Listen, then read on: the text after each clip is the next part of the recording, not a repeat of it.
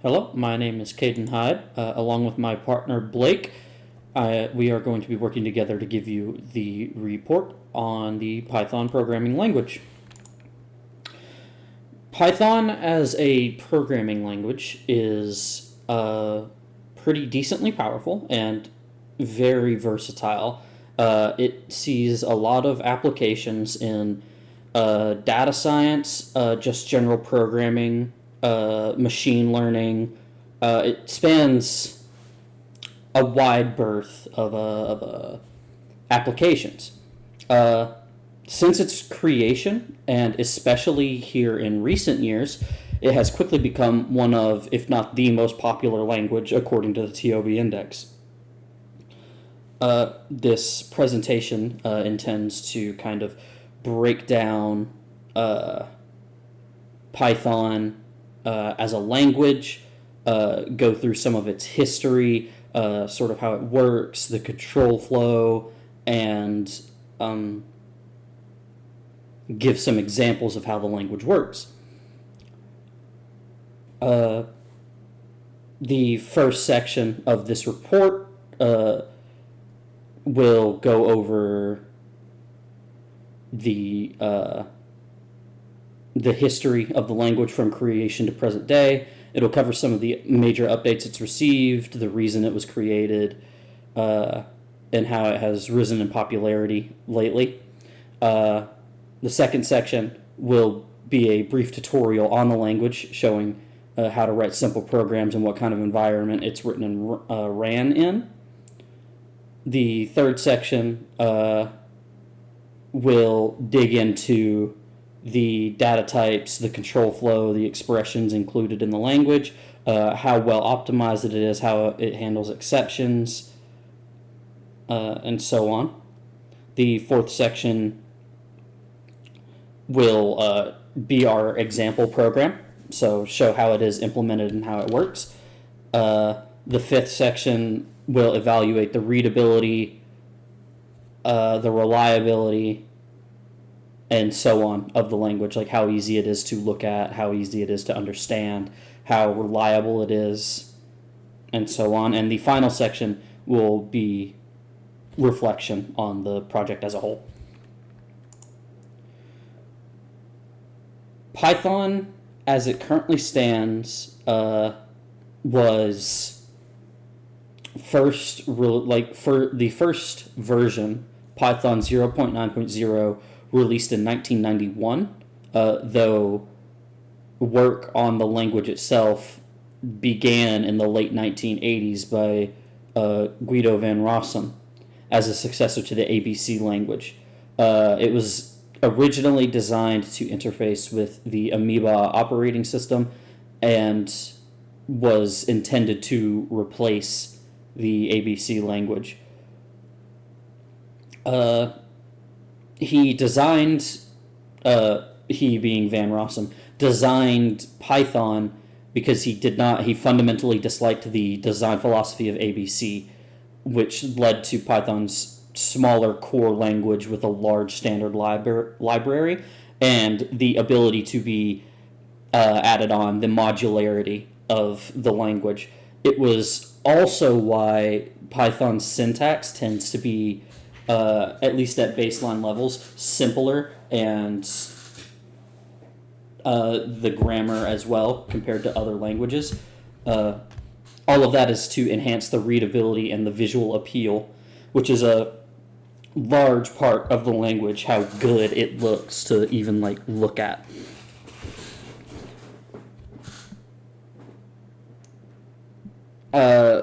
On October 16th of 2000, Python 2.0 released, which included several new major features. The first of these major features was list comprehensions, which are used widely in Python due to the fact that they condense what usually would be a full loop statement, condition, several lines of code, all into one line.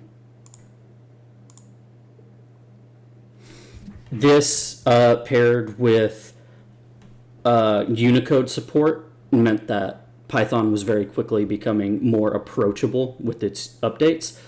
2.x versions of Python continued to receive support all the way up to 2020, so, not that long ago.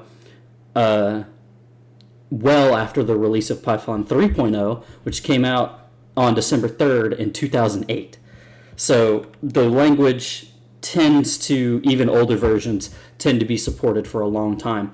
When 3.0 released, several of the major features released at the time, as well as security updates, were backported to 2.6.x and 2.7.x versions of Python. Every Python release since 3.5 has added new syntax. And just as recently as October 7th, 2024, Python 3.13 was released as the latest stable version. The only versions with current active support are 3.12 and 3.13, with every version going as far back as 3.9 currently receiving security support from Python as the main developers behind it. Python is a general purpose language, which leads a lot to a lot of its popularity.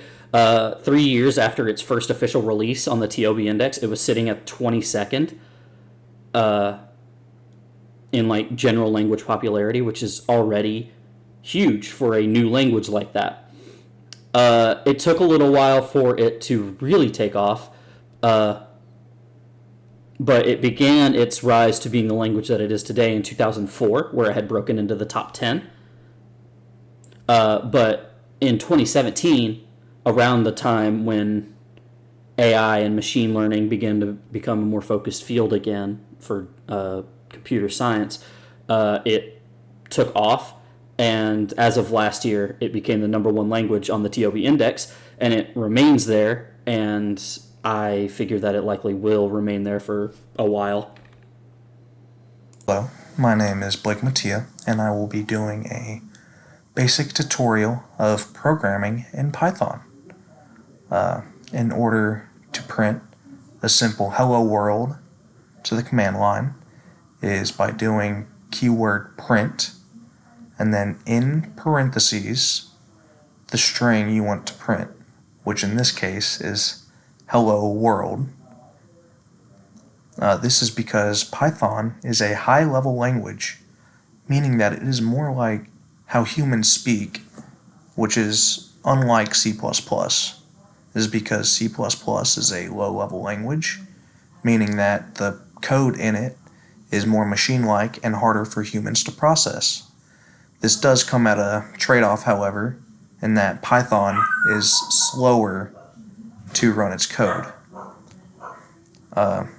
Python does, however, also have a large standard library, one much larger than C++'s, allowing programmers to rely more on just what Python has to offer instead of having to use outside code in their programs.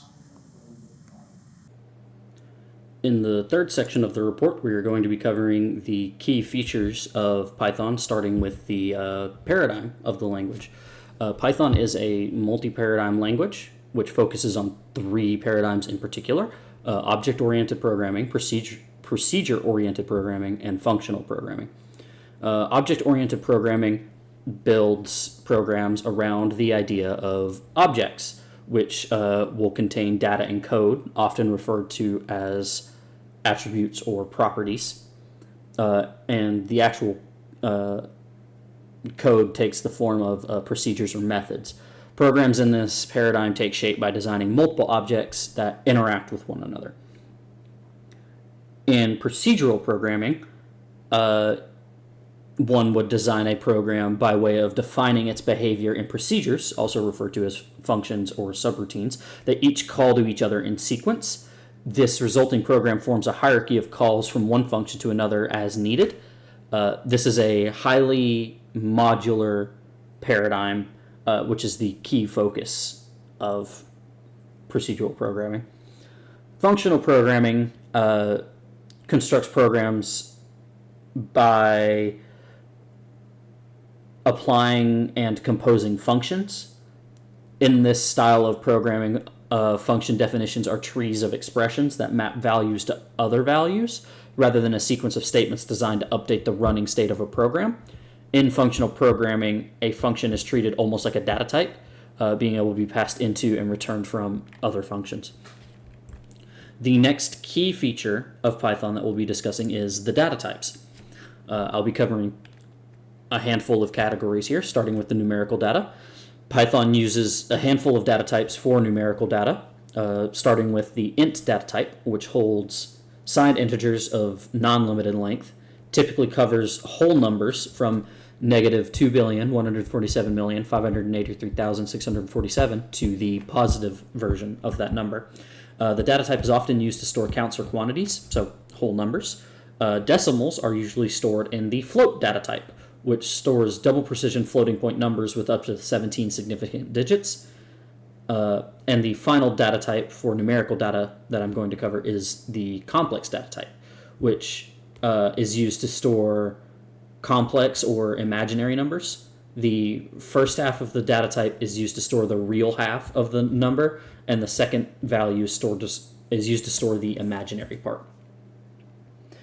For character data, Python only has one data type, which is string, str.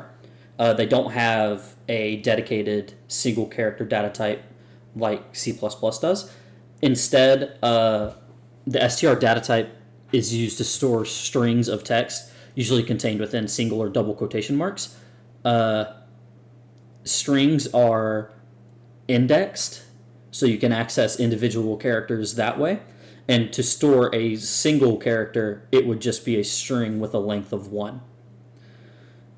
The sequence data types, which are a strong point of Python, are lists, tuples, sets, and dictionaries. Lists are ordered, mutable, which means they can be changed after being created. The values of the list can be changed after being created. It's ordered, so every time you display the list, it will display it in the same order every time. And they can store duplicate values because lists are indexed. They're very similar to arrays, though Python doesn't inherently have an array. New items by default are added to the end of a list, which helps with its ordering, and they can be, the values can be changed after it has been created. As opposed to them, there is the immutable version of a list called a tuple. A tuple is essentially a list in Python, except the values cannot be changed once they have been added to the tuple. If you add a variable or an item to a list in Python or to a tuple in Python, you cannot alter it as long as it is part of that tuple. Lists are typically created with square brackets, which harkens to arrays again from like C++, whereas tuples are made with parentheses, round brackets. Sets are the first of the sequenced data types that are very different from the other two. They are unordered, meaning that every time you display a set, there is the potential that it displays in a completely new order. They are somewhat immutable and do not allow duplicate values because they are not indexed. The immutability of a set is that once you have created a set, you can still add or remove items from it, but you cannot edit or make changes to the items themselves, which is different from a tuple, which while the program is running, you cannot change a tuple. You can change a set, but you cannot change the items within the set. The final of the sequence data types are dictionaries, which are used to store data in key value pairs. So you would have a key, like a person's name, and then a value, which would be like their social security number. Dictionaries are, as of Python 3.7, ordered, but they were unordered before then. They are also mutable, so you can change a key or a value while the program is running, but they do not allow duplicates in the key section, because they are unindexed. The key is meant to be, it is called the key value for a reason. It is an immutable value. The final part of the pieces of Python that I'm going to discuss is the control flow. Python's control flow is very bog standard in that it goes from top to bottom by default, so start to end. And the main way of changing how things execute is through using a decision-making statement or loops or iteration statement. Decision-making statements are lines of code used in a program in order for the program to be capable of deciding the next step it is going to take based upon the value of a Boolean expression. The most common example of a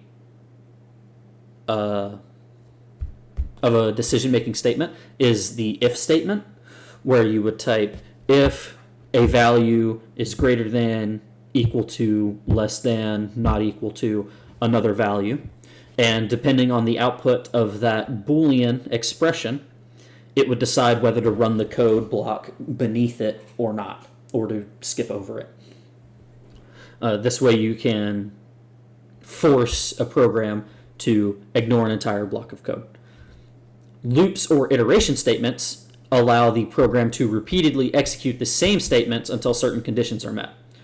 A common example for loops or iteration statements specifically is the for loop, where for as long as something is true, it continues to run a bit of code. Or for a number, it's actually for a number of things within a program, it executes this code for that many times, which you would often compare it to like a list or a set or a range. Another example is the while loop, which was actually the first example I said, where it continuously executes a statement until, or a code block until a certain statement returns false.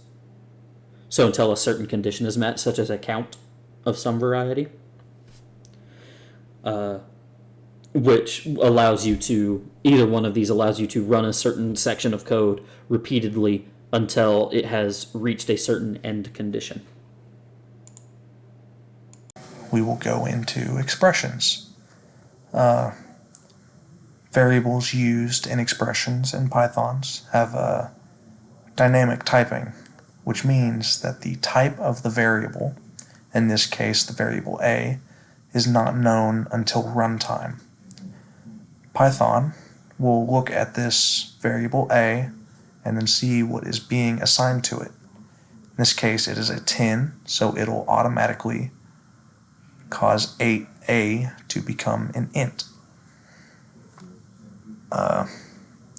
Then another thing that Python has that C++ doesn't is iterations. Iterations is similar to just a for loop and that creates an array. However, in this case, it is in a single line and is used to assign to like a variable or something similar. So in this case, this variable a will turn into an array, and this array will be I for I in range 5.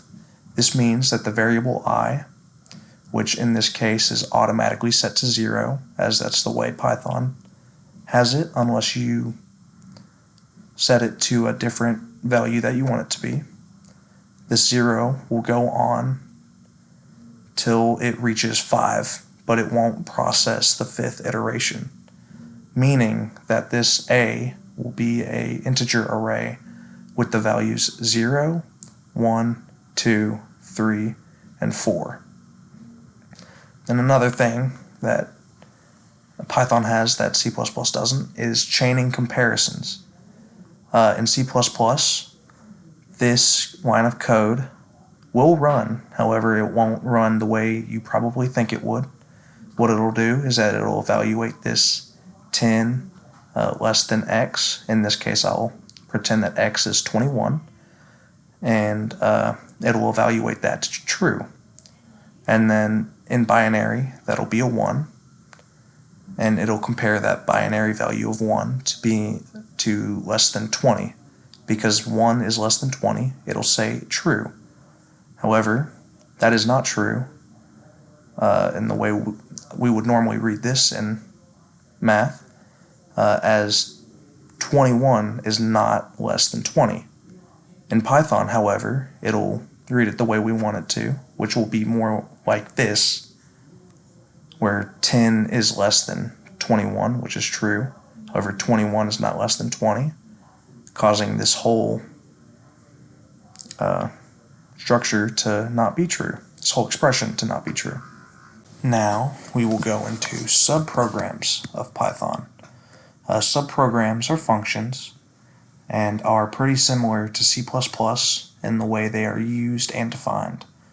In order to define one, you use the keyword define, name of the function you want to make, and the arguments that you want to have passed into the function. This example right here, all it does is take the value that is inserted into the argument and adds 10 to it. Python also allows another way to declare this kind of function, with this kind of function being just a simple one expression, one argument function.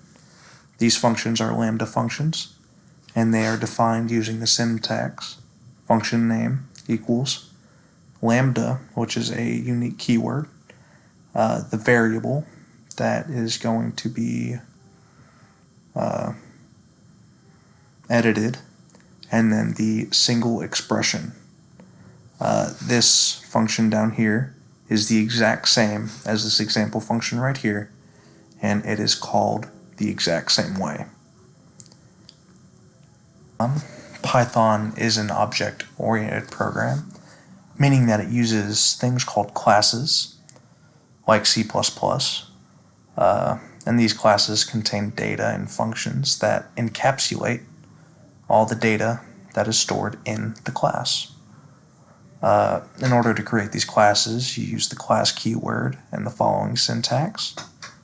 And something special about Python is that the constructor can look very similar to a normal function. However, this keyword init right here is what causes it to be the constructor. The constructor also uses the keyword self, because the self is the this self variable is the instance of it. And then another thing that classes can do, similar to C++ and Python, is they can inherit from other classes. So if you want to create a class that inherits from a pre-existing class, we'll use the syntax class, the name, the new subclass, and then the name of the class that you want to inherit from, or the superclass. Last thing we will talk about the basic features of Python is exception handling. In exception handling in Python, there are 4 important keywords, this being try, except, else, and finally.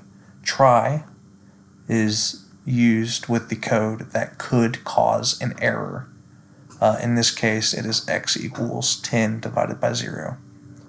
The next keyword is except.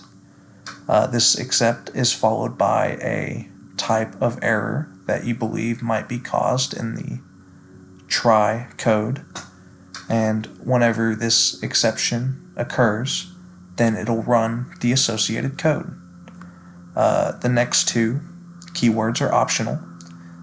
Else, the code associated with else only runs whenever no exception has occurred. So in this case, else will not be ran in this example because an exception occurs. However, if you change this 0 to a 1, then this exception would not arise, and then this else will be printed. And then the next optional keyword is finally. Finally, and the code associated with it only runs if, or it always runs, regardless of if an exception occurs or not. Now we will show our demo program that shows the capabilities that that Python has. This program is just a quick sort algorithm that takes in the value of an integer array and sorts it numerically. It does this by cutting the array in half and then continually cutting and sorting the left and right sides of the array until it is fully sorted, and then it returns that sorted array. Unlike C++, this is a lot more readable to the human. This is because it's as I previously stated, it is a high-level language.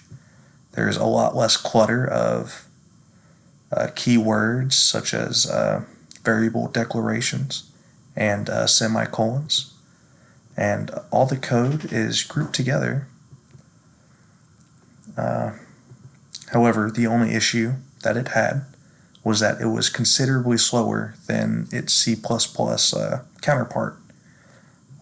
Doing tests, this ran at, it took around 6 seconds for an array of size 1,000,000. However, the C++ program only took around 4 seconds. On average, this was with a sample size of around 20 for each, and which is 2 seconds shorter, which for this size of a program does not matter too much. However, on larger programs that could take more time, it might cause an issue. For an evaluation of Python as an overall language, I would say that overall it was pretty easy to code in and to learn to code in. This is because it uses many concepts like in C++. However, the syntax and coding was much more human-like, causing debugging and reading other programs to be easier.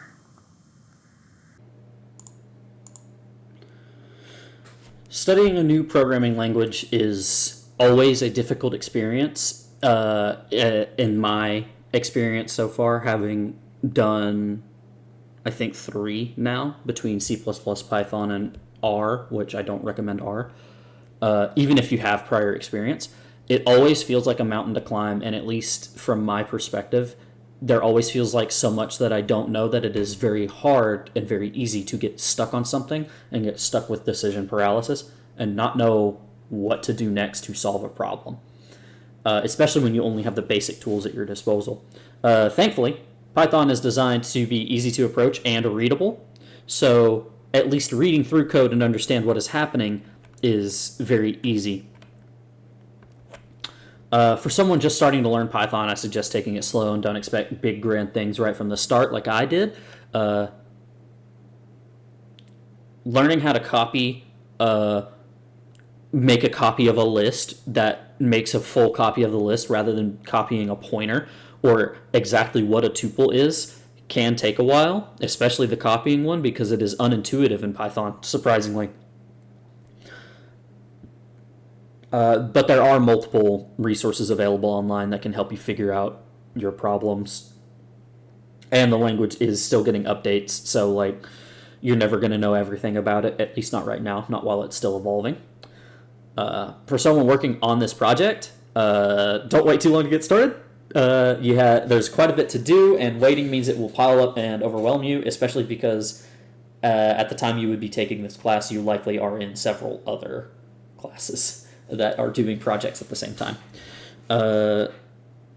If we were to do the medium program over again, we would probably try something a little more complex that tries to show more of Python's capabilities. As our stands, our program doesn't quite dig as deep as we wanted it to, though it is still reasonably complicated in its own right.